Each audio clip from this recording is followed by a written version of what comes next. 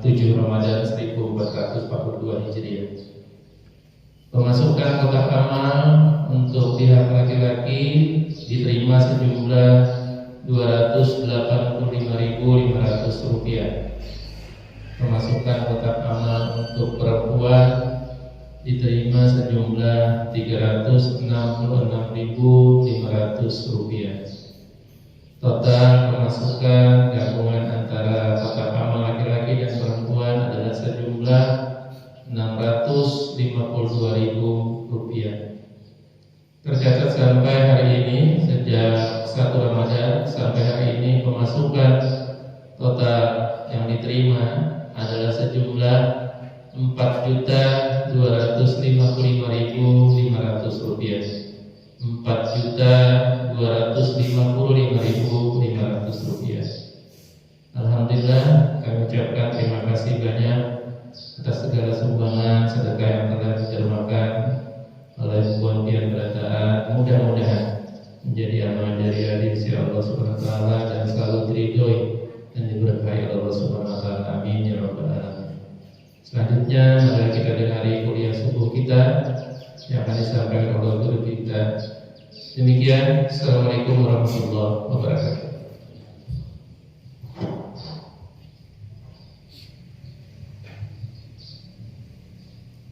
Assalamualaikum warahmatullahi wabarakatuh. Waalaikumsalam. Bismillahirrahmanirrahim. Alhamdulillahirabbil alamin ala ni'amihi adh-dhahirah wal batinah qadiman wa haditha. Allahumma shalli wa sallim wa barik ala sayyidina Muhammad wa ala alihi wa ashabihi alladhina saru bi nusratihim sayran hafidha wa ala atba'ihim alladhina warasul ilma wal ulama warasatul anbiya akrim bihim warithana mawrusa amma ba'd. Subhanaka la ilma lana illa ma 'allamtana innaka antal alimul hakim. Wala haula wala quwwata illa billahil azim. Pertama-tama kita bersyukur, berterima kasih dan memuji Allah Subhanahu wa taala karena Allah bukakan hati kita, Allah lapangkan hati kita untuk hadir menuntut ilmu. Awal sehat, tapi hati gak ada terbuka, ada lagi hadir. Atau hati terbuka tapi awak pada sehat, ada orang hadir. Nah, sekarang alhamdulillah kita hati terbuka, awak sehat dan berisi kawan sama-sama dalam menuntut ilmu. Hati terbuka, awak sehat, awak berarti susulanannya masjid, ada jalan dua acara. Maka kita bersyukur, berterima kasih, memuji Allah Subhanahu wa taala dari lubuk hati kita yang dalam. Alhamdulillahirabbil alamin. Karena Allah terangkan dalam Al-Quran, "Faman yuridillahu ayyahdiyahu yashrah sadrahu lil Islam." Siapa yang Allah kehendaki mendapat hidayah, Allah lapangkan hatinya untuk mempelajari, untuk mengetahui, untuk mengamalkan agama ini. Wa may yurid ayyudillahu yaj'al sadrahu dhayqan harajan ka'annama yas'adu ila sama. Dan siapa yang Allah kehendaki sesat, maka Allah jadikan hatinya sempit seolah-olah dia naik ke langit. Enggak ada jaminan rumah para masjid awal hadir. Enggak ada jaminan duit banyak, ekonomi lumayan, enggak ada jaminan.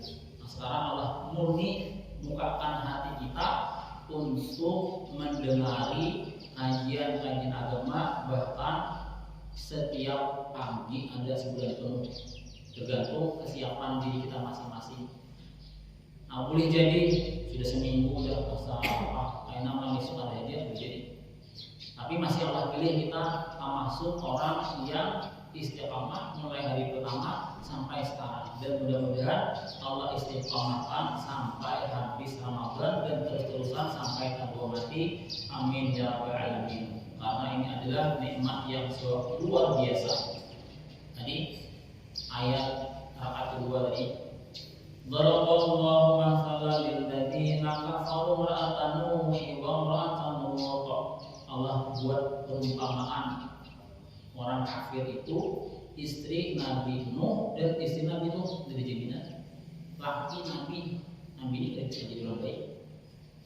Dari jaminan rumah para masjid tinggal buka pintu menyuara awas dulu di masjid dari jaminan. Sekarang ada yang jauh yang gratis karena Allah bukakan hati, akunnya hati. Maka kita bersyukur, termasuk Allah yang bukakan hati untuk terus istiqamah memperbaiki diri, mempelajari agama agar nanti wafat dalam keadaan husnul khatimah. Amin ya rabbal alamin. Itu harapan kita sampai saat ini.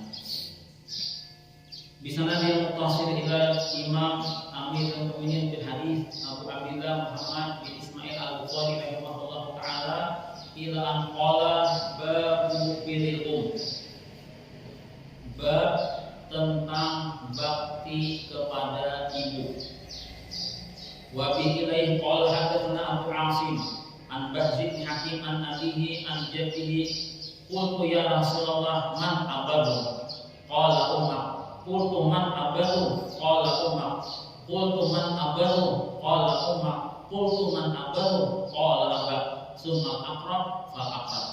Wa bi ilaihi qala hadatsana Sa'id bin Abi Maryam qala akhbarana Muhammad bin Ja'far ibn Abi Katsir qala akhbarani Zaid bin Aslam an Aqqa bin Yasar an Ibnu Abbas radhiyallahu ta'ala anhuma annahu atahu rajulun faqala inni khatabtu imra'atan fa'abat an tunkihani wa khatabaha ghairi fa ahabbat an tunkihahu wa ghirtu 'alayha fa atamuha fa hal min taubah qala ummuka hayya qala la qala tub ila Allah azza wa jalla wa taqarrab ilayhi mastata'ta fa dhahabtu fa sa'altu Ibnu Abbas radhiyallahu anhuma lima sa'altu an hayati ummi faqala inni la a'lamu amalan aqraba ila Allah azza wa jalla min birril walidah. Pertemuan hari ini menjelaskan tentang secara khusus bakti kepada ibu. Dari Bahzub bin Hakim, dari ayahnya, dari kakeknya radhiyallahu anhu, aku bertanya, wahai Rasulullah, siapakah yang selayaknya aku berbakti kepadanya? Nabi menjawab, ibumu. Aku bertanya lagi, siapakah yang selayaknya aku berbakti kepadanya? Rasulullah menjawab, ibumu. Aku bertanya lagi, siapakah yang layak aku berbakti kepadanya? Rasulullah menjawab, ibumu. Aku bertanya lagi, siapakah yang layak aku berbakti kepadanya? Rasulullah menjawab, ayahmu. Kemudian yang hampir, kemudian yang hampir. Selanjutnya dari Abdullah bin Abbas radhiyallahu ta'ala anhu bahwasanya beliau ditemui oleh seseorang. Seseorang tersebut menceritakan perihal kejadian dirinya. Aku melamar seorang perempuan, namun dia enggan untuk menikahi aku dan melamarnya lagi orang lain. Dia pun senang dan mau dinikahi orang tersebut. Aku cemburu terhadap perempuan tersebut, maka aku bunuh dia. Adakah bagiku taubat, wahai Imam Ibn Abbas? Imam Ibn Abbas menjawab, apakah ibu masih hidup? Beliau menjawab, tidak. Maka Abdullah bin Abbas menjawab, hendaknya kamu taubat kepada Allah Subhanahu wa taala dan dekatkanlah dirimu kepadanya semampumu. Maka aku, kata ahli hadis yang menyaksikan kejadian tersebut, bertanya, wahai Ibnu Abbas, kenapa kamu tanyakan kepada laki-laki tersebut apakah ibunya masih hidup? Abdullah bin Abbas menjawab, karena aku tidak tahu amalan yang paling mendekatkan seseorang kepada Allah Subhanahu wa taala yang lebih hebat daripada berbakti kepada ibu. Nabi, hadis yang pertama, ditanya oleh sahabat, siapakah yang selayaknya aku berbakti kepadanya? Nabi jawab, ibumu. Pertanyaan kedua, Nabi jawab, ibumu. Pertanyaan ketiga, Nabi jawab, ibumu. Pertanyaan keempat baru ayah. Nah, maka semestinya kita sangat memperhatikan ibu kita. Nabi menjawab 3 kali. Yang Nabi jawab ibumu, ibumu, ibumu. Yang keempat baru ayahmu. Nah, ini yang Nabi contohkan. Kata Abu Tufail radhiyallahu taala anhu, waktu itu beliau masih kecil, ketika Nabi membagi daging di Ji'rana. Aku kata Abu Tufail juga ikut memikul tulang daging unta yang sembelih. Nah, ketika beliau asik membagi daging, ternyata ada perempuan tua, kurus kering, penampilan lusuh, datang. Nabi tidak segan-segan melepaskan selendang. Nabi nampakkan tidak disuruh perempuan tersebut. Nabi dimuliakan oleh semua makhluk. Ternyata ada seorang perempuan tua berpenampilan lusuh. Nabi sambut, Nabi bukakan selendang yang mulia. Beliau suruh duduk di situ. Maka kata Abu Tufail, aku heran, siapa perempuan tersebut sehingga Nabi sedemikian memberikan penghormatan kepada orang tersebut. Maka aku tanya kepada teman-teman, kepada para sahabat yang tua, yang lebih mengetahui siapa perempuan tersebut. Dia adalah siapa? Halimatus Sa'diyah, orang yang pernah menyusui Nabi waktu beliau kecil. Sedemikian penghormatan Nabi. Padahal Nabi dengan kedudukannya yang begitu istimewa, ternyata sangat hormat kepada perempuan kampung yang berpenampilan tidak memperhatikan orang banyak, yang tidak menjadi perhatian orang banyak. Nabi buka, Nabi angkatkan selendang beliau, Nabi suruh perempuan tersebut. Nabi tanya apa kabar, ada hajat keperluan apa yang bisa saya layani. Itu satu kejadian. Kejadian sebelumnya lagi, ketika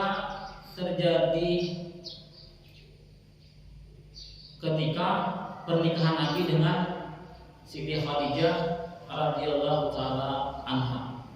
Nah, di antara tamu undangan yang datang juga Halimatus Sa'diyah. Maka Halimatus Sa'diyah radhiyallahu taala anha cerita kepada Nabi kehidupan beliau yang kekurangan. Sekarang di kampung lagi kekurangan, lagi kemarau panjang, pangan serba kurang. Maka Nabi ceritakan kepada istri tercinta perihal ibu beliau. Maka apa? Sebenarnya paling mahal 40 ekor kambing dikasih kepada ibu Fatimah. Beliau datang di pernikahan Nabi, maka sebenarnya apa? 40 ekor kambing dikasih kepada ibu Fatimah, 20 ekor kambing plus makanan banyak lagi. Sebenarnya mahal, berapa sampai ekor kambing? Mendapat 3 juta, 40, 130 juta. Baru satu. Belum lagi makanan lain. Baru satu orang Halimatus Sa'diyah yang dikasih hadiah ketika pernikahan baginda Nabi dengan ibunda Khadijah radhiyallahu taala anha. Begitu menghormatinya Nabi kepada seorang ibu. Ada lagi seseorang yang di kampung tidak terpandang sama sekali, bahkan kasarnya dia dipandang orang gila, dia dipandang orang rendahan. Tapi komentar Nabi apa? Ada orang penduduk langit, dia bukan manusia dunia sebenarnya. Komentar Nabi komentari, Nabi ceritakan kepada secara khusus kepada Sayyidina Umar bin Ali, di zaman kita ini ada manusia langit. Di dunia dikenal orang dia orang gila. Sebenarnya dia manusia langit, bukan manusia bumi dia.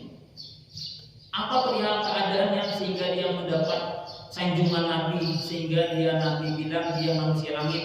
Nah, ternyata amal ibadahnya adalah memuliakan ibu. Siapa dia? Sahabat masyhur Uwais al-Qarni. Uwais al-Qarni ini juga sempat jumpa Nabi karena sibuk mengurus ibu.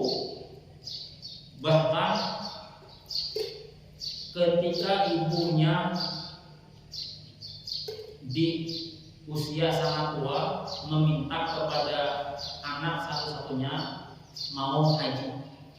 Kata ibunya, wahai anak, rasa-rasanya ajar ibu tidak lama lagi. Ibu ada niatan mau melaksanakan ibadah haji. Maka Uwais Al-Qarni pusing. Jangankan mau membawa ibu ke Baitullahil Haram untuk makan sehari-hari saja sudah kekurangan. Bagaimana bisa membawa ibu pergi haji ke Baitullahil Haram? Maka dikasih kisah ini yang membuat beliau dipandang orang gila. Beliau membeli seekor sapi, dibikin kandang sapi tersebut di atas bukit. Maka setiap harinya Uwais Al-Qarni untuk ngasih makan sapi dari bukit, dia gendong sapi buat turun ke bawah. Nanti sore udah kenyang sapinya, digendong lagi, ditaruh lagi di atas bukit. Dikata orang kampung, orang gila ini, sapi digendong setiap hari kayak gitu. Bawa turun, nanti naik, gendong lagi, gendong bawa turun, nanti naik, gendong lagi. Sampai 8 bulan, sebetulnya mana? 8 bulan beliau memelihara sapi, maka berat sapi berapa? 100 kilo. Dipotong tadi, si orang gila itu dipotong dah. Kebetulan 8 bulan kemudian berat sapi 100 kilo, pas musim haji. Sekarang kata kami, aku sudah punya motor kuat, memikul 100 ekor sapi 100 kilo sudah mampu. Sekarang apa? Berarti ibuku, dia pikul ibunya dari Yaman ke Mekah untuk melaksanakan ibadah haji. Nah baru orang paham, oh ternyata itu yang dilakukan setiap hari yang dipandang orang kaum gila tadi, ternyata dia mau memberangkatkan ibunya naik haji ke Mekah. Karena mau menyewa kendaraan nggak mampu, jadi ibunya dipikul sampai ke Mekah. Maka di Mekah di puasa kali ini di antaranya karena dipandang rendahan di kampung, dia penyakit belang, penyakit calak, putih doang. Di orang jijik melihatnya. Sampai di Mekah, ibunya digendong Rasul. Waktu di depan Ka'bah berdoa, ya Allah ampunilah dosa kesalahan ibuku. Pokoknya ada kesempatan di tempat-tempat mustajab doa, ya Allah ampunilah dosa ibuku, ya Allah ampunilah dosa ibuku. Ani ibunya tersentuh. Nak, setiap kali kamu berdoa, kamu selalu mendoakan keampunan untukmu. Enggak ada kamu minta untuk keampunan dirimu. Kenapa? Kata Uwais Al-Qarni, wahai ibu, kalau Allah ampuni ibu, terus ibu masuk surga, cukuplah sudah masuk surganya ibu akan membawa aku ke surga. Karena ibu pasti akan ridha kepadaku. Allah berjanji, ridha Allah terletak pada ridha orang tua. Akhirnya kata ibunya, kalau begitu baiklah. Akhirnya di saat di depan Ka'bah, di saat ibunya bilang aku ridha kepadamu, Allah sembuhkan penyakitnya. Tapi Allah tinggal masih penyakit belang tadi, penyakit calak tadi di tangan ibu jari sebesar telur puyuh, ada sih masih tersisa sedikit. Nah ini ciri yang nanti kasih tahu kepada Sayyidina Umar dan Sayyidina Ali, nanti kalau kamu ketemu orang tersebut, minta doain, minta istighfarkan kamu kepada dia, karena dia doanya makbul. Dia manusia langit, manusia bumi namanya. Nabi bilang, dia manusia langit, manusia bumi. Nanti kalau kamu ketemu, minta doain sama dia, dan cirinya ada di tangannya nanti sisa penyakit calak ada di tangan, seperti telur puyuh. Itu cirinya. Sengaja Allah tinggal biar Sayyidina Umar dan Ali mengenalinya. Akhirnya selesai melaksanakan ibadah haji Mekah, Uwais Al-Qarni pergi ke Madinah. Uwais Al-Qarni minta izin sama ibu mau jumpa sama Nabi. Akhirnya kata ibunya, jangan lama-lama, ibu sakit-sakitan. Entah apa ceritanya, nanti ibunya pulang duluan. Namun pesan ibunya, jangan lama-lama, karena ibu sekarang sakit-sakitan dari yang merawat buat kamu. Ringkas kisah, Uwais Al-Qarni pun mengetuk rumah Nabi. Ternyata yang mengeluari Ibunda Aisyah radhiyallahu taala anha. Kata Ibu Aisyah, baginda Nabi tidak ada, beliau lagi di medan perang. Atau Al-Qarni datangnya kapan? Tidak tahu. Mungkin sebulan, mungkin 2 bulan, mungkin 3 bulan. Kalau selesai perangan. Akhirnya singkat pesan ibu, jangan lama-lama, nggak ada yang merawat ibu sakit-sakitan.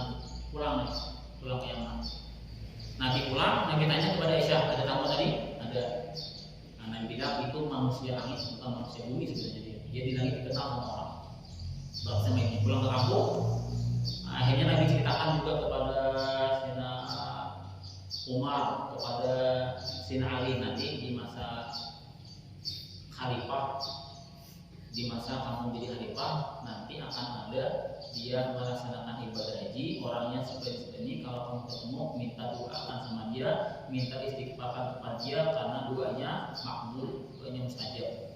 Nah, dikasih maka ke khalifahan dipegang oleh Sayyidina Umar. Beliau selalu memperhatikan rombongan yang datang dari Yaman.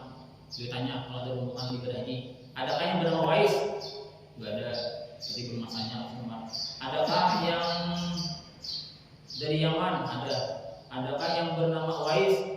Ada. Ada jemaah. Maksudnya Umar sekarang mau memenuhi yang Nabi suruh. Beliau ketemui, dilihat orangnya, dilihat ada tanda di tangan.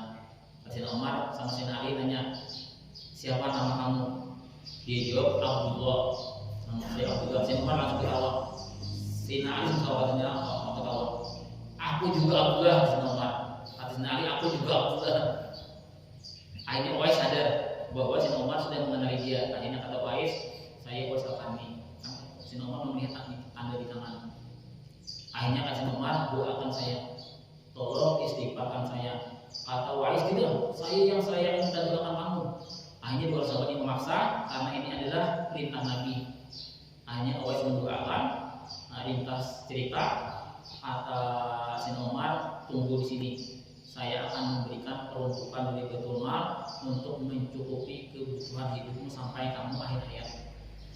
Akhirnya marah Wais, kata Wais, wahai khalifah, mohon maaf, ini pertemuan pertama dan terakhir kita. Jangan diceritakan kepada siapapun tentang diriku. Biarkan aku manis beribadah kepada Allah Subhanahu Wa Taala. Ini permintaanku, kata Sayyidina Wais. Akhirnya Sayyidina Umar memenuhi permintaan Wais. Maka beliau pun melaksanakan ibadah haji dengan tenang. Tidak ada yang mengetahui siapapun jati diri beliau. Sepulangnya ke kampung, masih di kampung dianggap orang gila. Tapi anehnya, ketika beliau meninggal, jamaah yang hadir banyak sekali. Entah dari mana, tidak tahu.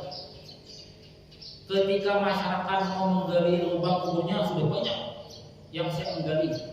Ketika masyarakat mau memandikan, sudah banyak di tempat mandian orang yang menunggu. Ketika mau mengkapani, sudah banyak jamaah yang siap mengkapani. Sampai akhir pemakaman. Ternyata siapa? Ternyata malaikat Allah kirim untuk menyelesaikan pemandian, penguburan, penyembahyangan Wais Al-Qarni radhiyallahu ta'ala anhu. Nah, itu kelebihan bakti kepada ibu. Kelebihan bakti kepada ibu. Coba kalau Nafisah dalam Quran, wa barran bi walidati wa lam yaj'alni jabbaran syaqiyya. Aku Allah perintah untuk bakti kepada ibuku dan Allah tidak akan jadikan aku jabbaran syaqiyya, orang yang kasar dan celaka. Nah, ini dijelaskan oleh ulama-ulama tafsir. Kalau seseorang itu dekat dengan ibu, dia punya sifat ramahan. Kalau seseorang itu dekat dengan ibu, dewasa nanti dia punya sifat ramah. Tapi kalau orang yang jauh dengan ibu, yang gak akrab dengan ibu, dia punya sifat agak kasar. Perhatian kita harap kita perhatikan, terutama ibu kita. Karena Nabi tadi menjelaskan bahkan 3 kali, siapa yang selayaknya aku berbakti kepadanya, Nabi jawab ibumu, Nabi jawab ibumu, Nabi jawab ibumu, baru ayahmu.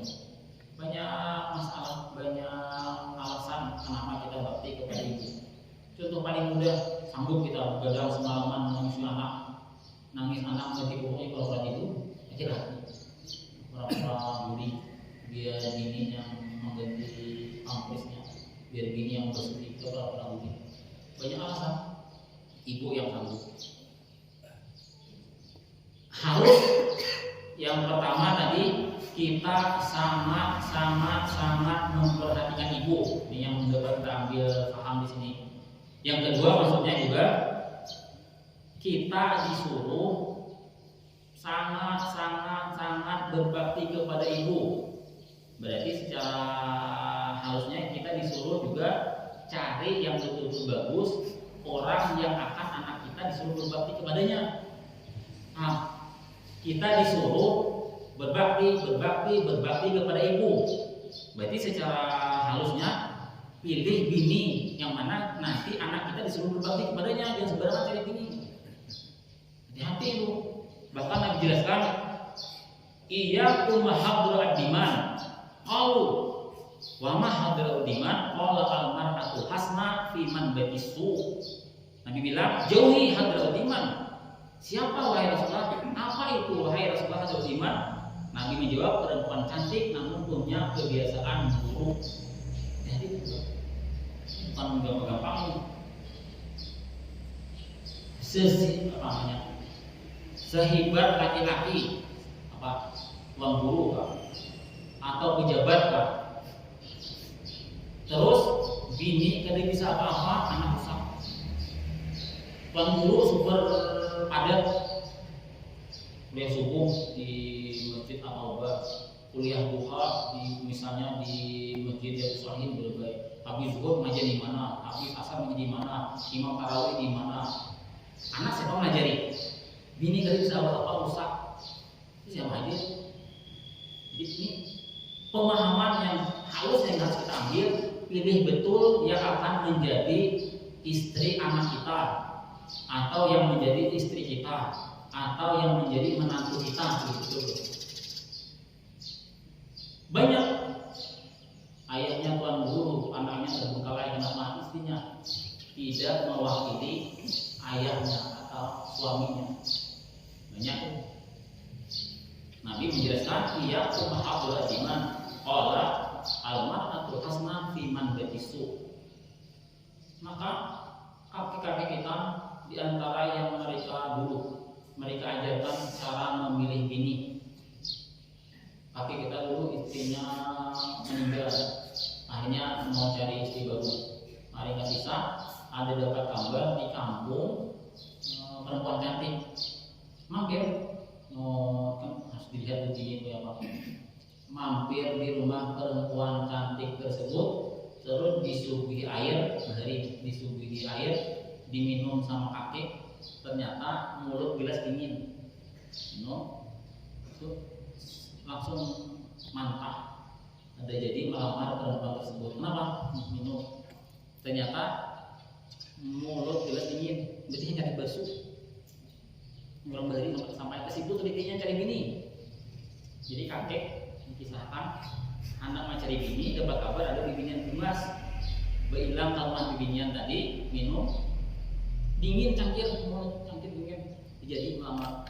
Jadi jadi basuh. Ini kan kayak pada anak ini, kayak apa masa depan anak menjadi. Jadi kita memilih anak menantu kayak apa?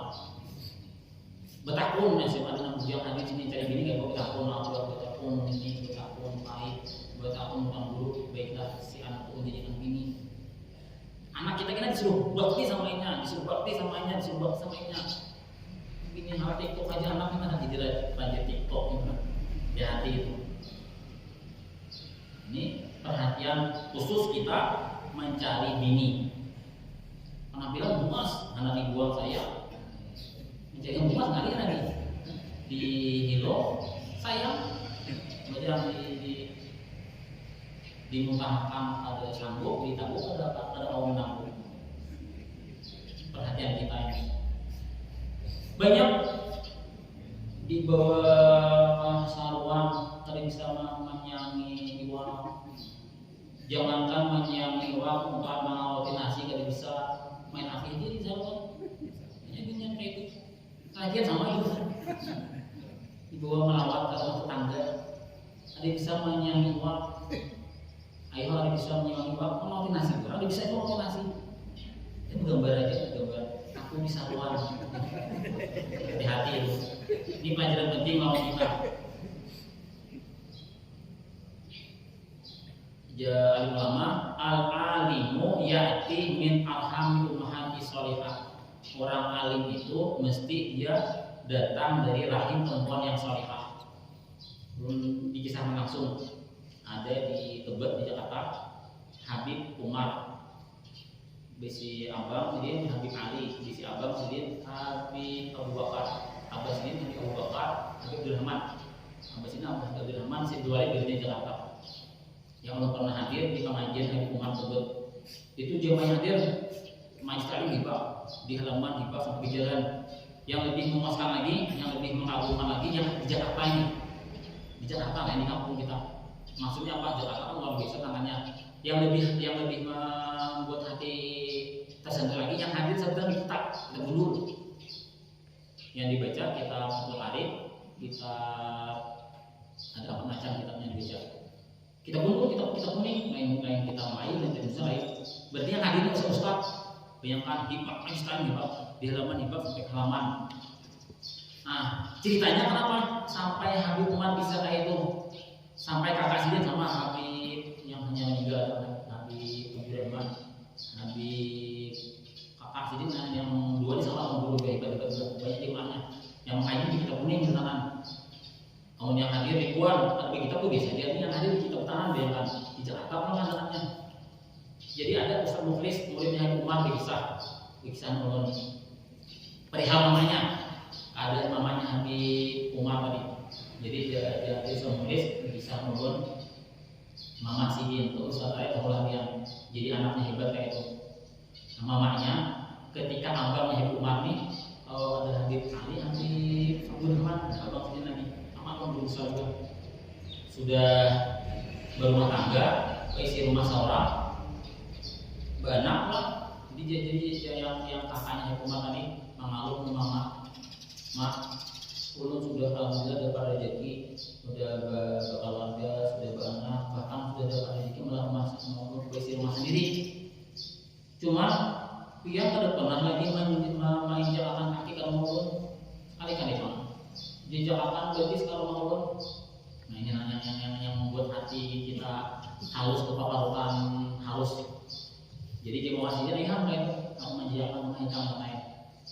Siapakan mobil, dia siapakan anak mobil, masih untuk mata berjalan sampai ke mobil, sampai ke rumah anak terbuka mata. Itu mana dunia luar. Nah, itu akhirnya anaknya memang orang hebat-hebat. Makanya ulama al-alimu ya'ti min arhami sholihah. Orang alim itu mesti terlahir daripada rahim orang yang sholihah. Hanya ada cemburu kita. Wajar ada diri kita sehebat itu, muridnya kita bertanam begitu dihormati orang, namanya memang orang hebatnya.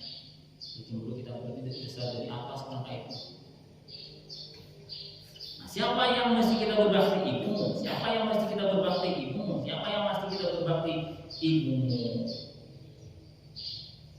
Nah, mudah-mudahan ini menggugah hati kita untuk bakti kepada ibu, dan juga tidak kalah pentingnya untuk memperhatikan calon menantu kita kalau yang sudah begini, calon bini yang belum begini. Mana begini oh saya di belakang. Nah kita berisiko. Hadis yang keempat, wallahu a'lam bishawab. Al-Fatihah.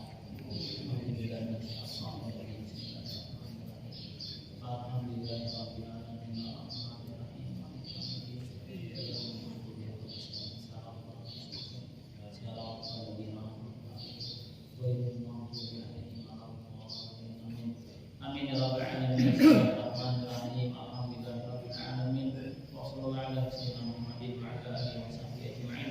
Allahumma anfa'na bima 'allamtana wa 'allimna ma yanfa'una warzuqna amalan mutaba'atan Allahi ya arhamar rahimin. Allahumma hdina wa hdina wa hdina syaji'na sababan iman tada. Allahumma hdina wa hdina wa hdina syaji'na sababan iman tada. Allahumma hdina wa hdina wa hdina syaji'na sababan iman tada. Wassallallahu ala sayyidina Muhammadin wa ala alihi wa sahbihi wasallam. Alhamdulillahirabbil alamin.